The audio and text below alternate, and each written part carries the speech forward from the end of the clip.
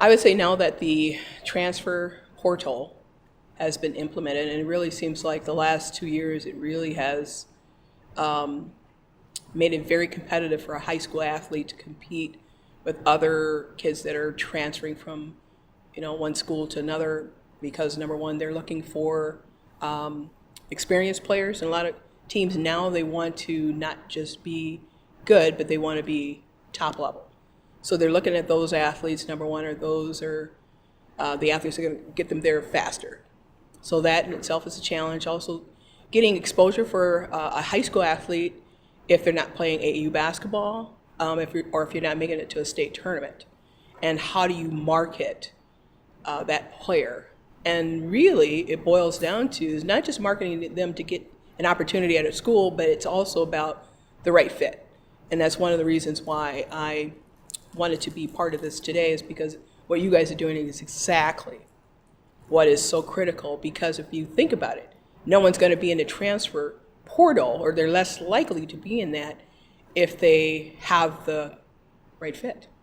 And so doing the background work necessarily, and also understanding what you want out of your experience at the next level, and whatever that is, whatever that level, whether it's D3, 2, 1, junior college, whatever that is for you, understanding that and really being educated prior to making those choices. I would say another thing is that kids are being recruited really early. I've had 7th and 8th graders that have scholarship offers. And sometimes it's worked out, sometimes it hasn't. You're talking about 5-6 years before a kid even can think about going to college. And that coach might not even be there 5-6 years from now. Along with the transfer portal, I just feel like coaches are coming in. We have a kid at Providence, Matt Greenway, who already has 2-3 offers as an 8th grader. And who knows how she's going to mature as a woman. She can grow. We just don't know. So I think that's, back in the day, kids would take their officials. Now they want you to come and take their unofficials in 9th, 10th, 11th grade and make these decisions right away because of the transfer portal. Like, for example, Variah, who played for you, she had nothing until her senior year and had a great state tournament. But she was a lot of number 2s and number 3s, and people were waiting for those. So I think recruiting, wanting kids to commit so much younger. Yeah, I think that was a big one I was going to say.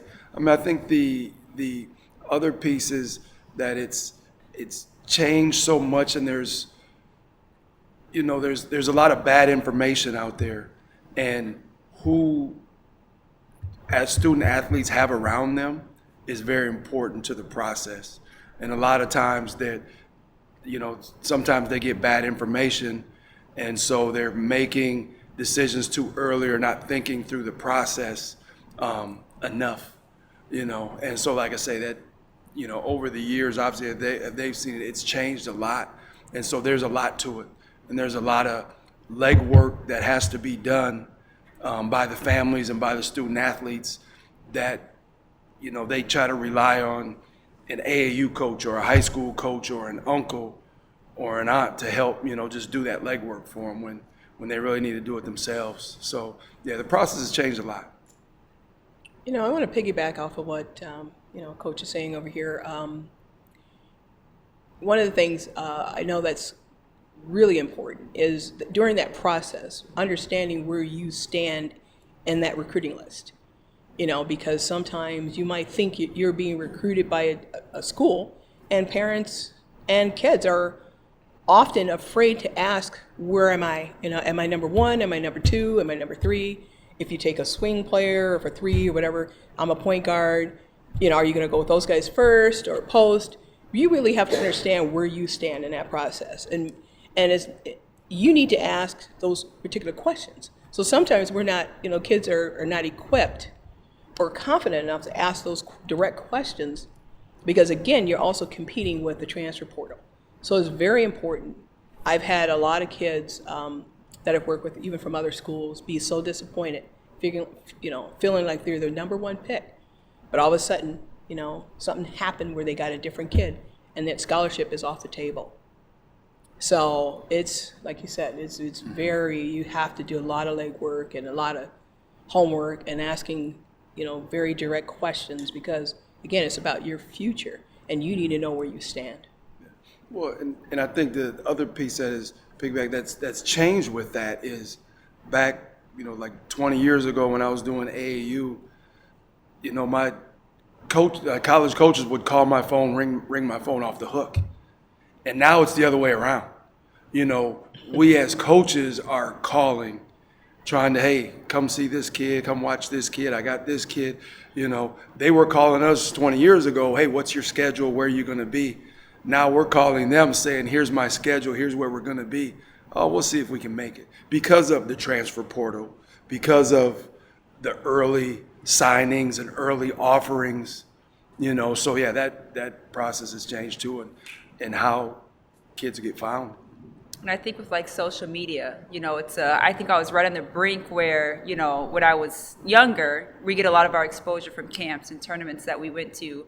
And then even now that I'm coaching, we had like field level where there was college coaches on there, and they expect you to connect with them that way.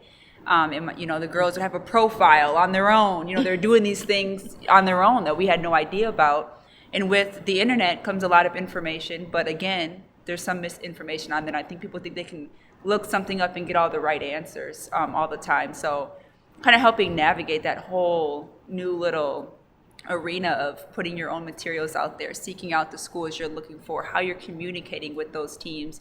And I can speak to the early recruiting process is because I committed super young. And, even though I don't regret, my decision, I do absolutely 100% wish that I would have been more patient. And sometimes it can seem so overwhelming that you kind of want to make a decision so you can just kind of know what it's going to be and then relax a little bit. But so much changes from the time you're in 8th grade or you're a 10th grader. That program may have changed. The coaching may have changed from there. So many different dynamics that I think are key to you making your final decision. So I think there's a lot of benefits that come along with being patient and waiting it out, even if you're wanted by a lot of schools, kind of just making them wait and you making that decision and weighing out your options.